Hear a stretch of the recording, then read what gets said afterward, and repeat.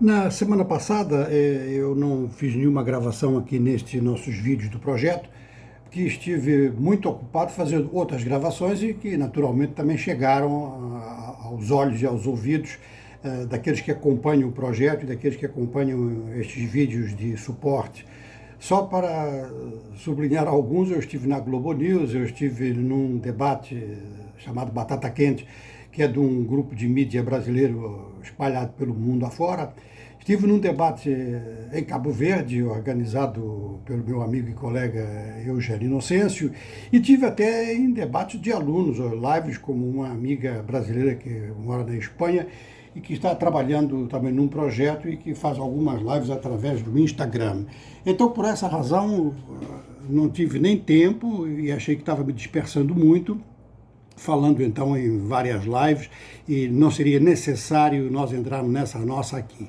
Vamos entrar nessa nossa aqui hoje falando de um aspecto importante, porque o projeto Atlântico Sul, Economia e Poder no Atlântico Sul, que abrange, vou repetir, 2 países da África Austral, 2 países da América do Sul, este projeto está na segunda fase. A primeira fase foi concluída, um livro até foi publicado, e na segunda fase o importante é analisar as relações do Atlântico Sul, não dentro de si simplesmente, mas com o resto do mundo.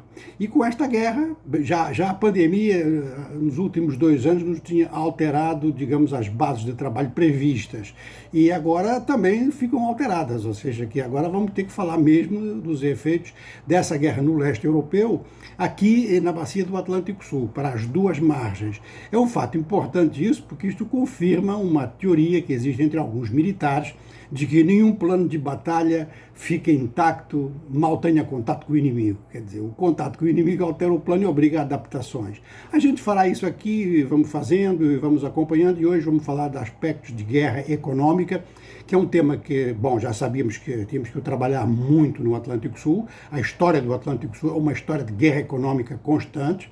Se a gente começar logo na escravatura, temos aí um dado de violentíssima guerra econômica, e depois todo o processo colonial e alguns processos, inclusive internacionais, que se desenrolaram tanto de um lado quanto do outro, a nível da econômica, a nível da guerra econômica, seja nos seus aspectos mais brandos, seja nos seus aspectos mais agressivos. Porque a guerra econômica tem aspectos brandos, agora achamos aspectos brandos, por exemplo, o choque entre a China e os Estados Unidos no período de Donald Trump, que era uma guerra com base em tarifas alfandegárias. Agora partiu-se para a base das sanções, dos congelamentos de bens e das ameaças de corte de bens vitais. É assim que estão os dados no tabuleiro, no xadrez da guerra econômica em torno da problemática da Ucrânia, é isso que está em jogo. Vamos só considerar, por exemplo, que a Rússia tem ameaçado bastante a Europa Ocidental com cortes no fornecimento de gás e de petróleo. A Europa Ocidental, que depende quase toda do gás, do petróleo russo, tem muita dificuldade de o substituir. Mesmo países como a Alemanha dizem que não o podem substituir no imediato. E a oeste da Europa do Oeste, portanto na Península Ibérica, Portugal e Espanha dizem que desde há muito tempo tinham proposto que o gasoduto que vem da Argélia, um dos 2, porque o outro está fechado, é um que passa por Marrocos, mas um que vem da Argélia para a Espanha, já devia ter sido prolongado para dentro da França, que é o Medicat, através dos Pirineus, e a França tinha julgado isso desnecessário. É claro que a Europa fica sempre neste contexto, né? Dependendo, é um país, é um continente muito vulnerável do ponto de vista energético, então fica entre 2 blocos que por vezes lhes são hostis. De um lado é o petróleo e gás da Rússia, do outro lado é o petróleo e gás árabe, então também podem vir problemas. Naquela altura, parece, quando decidiram não prolongar o gasoduto da Argélia para a Península Ibérica, parece que confiaram mais na Rússia do que no mundo árabe. É claro que isso tem que ser tudo muito multiplicado. Mas o que vai acontecer de certeza para soluções no imediato é a urgência que os europeus vão ter de investir em infraestruturas portuárias para ter capacidade de receber muito mais gás liquefeito e muito mais petróleo através dos tankers. E é claro que isto se a guerra se prolongar. Se a guerra terminar agora, estão uma série de estragos que foram produzidos em várias economias, mas não se prolongará, não obrigará talvez a tudo isso talvez chegue a um acordo, e esse acordo é fundamental, não esqueça isso, esse acordo tem que incluir aspectos de caráter econômico muito seriamente. Eu não sei se estão pensando nisso com as ameaças que existem. Agora a guerra na Ucrânia se aproxima perigosamente da fronteira da Polônia, também pelo sul, pelo Mar Negro, pode se aproximar muito das fronteiras da Moldávia e da Romênia, de maneira que vamos ver quais são as urgências, como é que isto vai sendo resolvido, quanto tempo vai durar. O fato é que a Rússia possui grandes reservas em divisas, conforme todos sabemos, uma parte delas depositadas em bancos do Ocidente e, numa certa proporção, que não sabemos qual essas divisas foram bloqueadas, estão congeladas. Isto atinge, inclusive, algumas empresas ocidentais, atinge muito a economia da Venezuela, os depósitos venezuelanos, que estão depositados em bancos russos que estão ou fora do SWIFT ou sob congelamento de bens.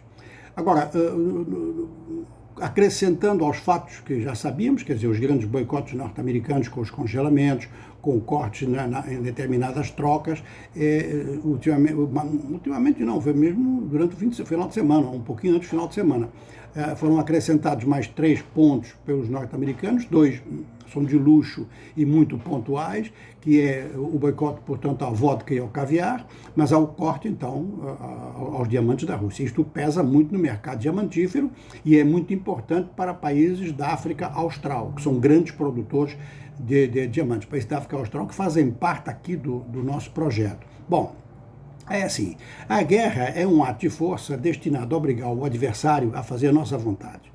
Isso tanto pode ser do ponto de vista ofensivo, para atacar o adversário, para o colocar de joelhos, como do ponto de vista defensivo, para não ficar de joelhos, para reagir em relação ao adversário.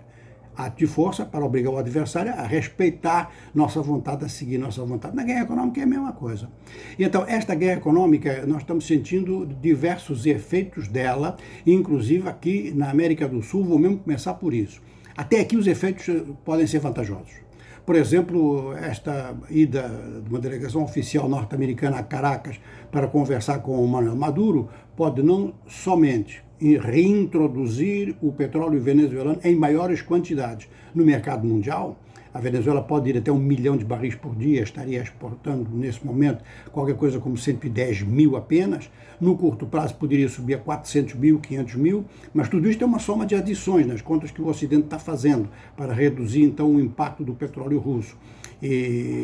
Mas isso na Venezuela pode ter efeitos políticos também, quer dizer, a oposição e o governo podem se aproximar um pouco mais e chegar a determinadas conclusões. Em torno dessas conclusões e dessas aproximações, Joe Biden recebeu Ivan Duque, o presidente da Colômbia, recebeu em regime de urgência na Casa Branca. Agora, na América do Sul se olha também não só para o petróleo, podemos acrescentar o petróleo de Trinidad e Tobago. O Brasil, então, é o maior produtor de petróleo da América Latina, mas absorve no seu mercado interno, ainda precisa de importar um pouquinho. E depois tem a Bolívia, que é produtor de gás. Enfim, há este contexto a nível energético. Mas é importante sublinharmos também que é fundamental para conter a inflação mundial, é fundamental a agricultura sul-americana, e há 3 países com agriculturas, inclusive com algumas empresas dentro dessas agriculturas que são bastante sofisticadas. Elas são sofisticadas, empresas em si, e também há redes de distribuição que tem um nível de sofisticação igual ao hemisfério norte. Eu vou sublinhar aspectos da economia, da agricultura, perdão, do Brasil, da Argentina e do Chile. Portanto, sabendo aproveitar, sabendo jogar com todos estes elementos e jogando na possibilidade de aumento da produção, a América do Sul fica em boa posição do ponto de vista mundial e em termos pacíficos para ajudar a resolver ou a diminuir, a introduzir uma almofada, um amortecedor nesta guerra econômica. Isto pode também ajudar países da própria América do Sul, pode criar um clima de pacificação total. Eu vou sublinhar aqui que Cuba não votou a favor da Rússia na resolução das Nações Unidas, se absteve, surpreendeu bastante. Não me admiraria nada que estas negociações dos Estados Unidos com a Venezuela sejam acompanhadas de negociações dos Estados Unidos com Cuba. Aliás, os Estados Unidos já reativaram as suas instalações diplomáticas em Havana. Portanto, temos assim um clima neste momento que, se for bem ingerido, se for bem gerido, pode conduzir a um maior impacto aqui no subcontinente, no quadro mundial.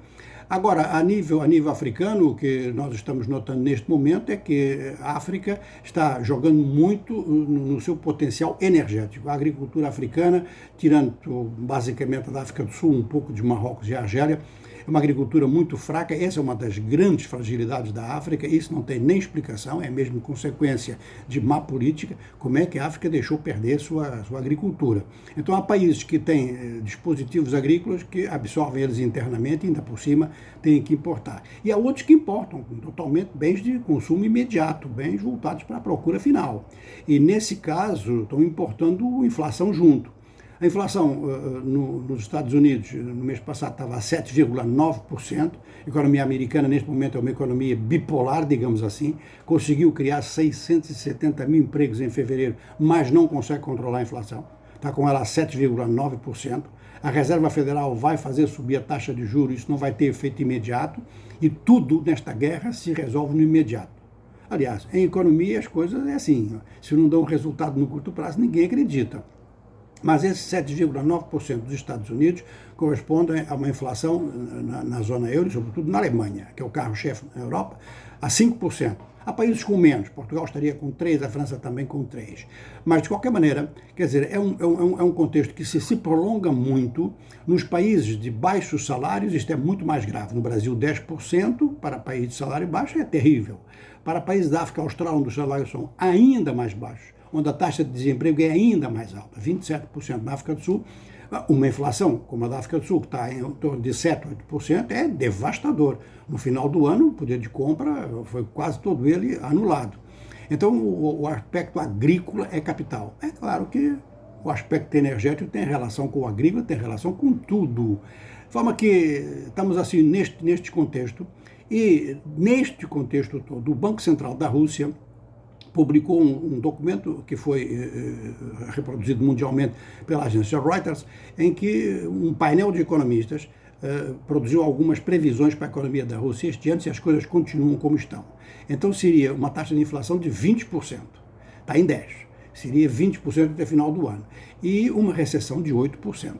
Ora, esta divulgação pelo Banco Central da Rússia de um documento desse chama a atenção para a gravidade da situação interna na Rússia.